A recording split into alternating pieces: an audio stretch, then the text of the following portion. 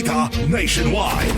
Hindi pa raw makapagdedesisyon ng LTFRB dito nga ho sa hirit na provisional fare hike o yung dagdag pasahe dahil kulang pa raw ang kanilang mga nalikom na datos.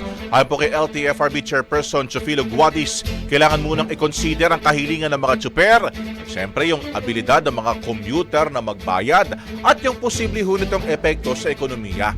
Inatasan naman ang mga petisyoner, ito po mga grupong Pasang Mazda, Altodap at Akto na magsubmit ho ng kanilang position paper sa loob ng 10 araw.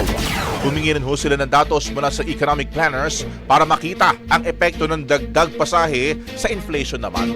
Git ng LTFRB, hindi sapat ang simpleng apela dahil kailangan ho ng mas malinaw na batayan bago nga ho pagdesisyonan ang taas pasahe. Brigada Balita. Ang bahaging ito ay hatid sa atin ng PowerCell Salabat, ginhawa ng bawat nangangarap.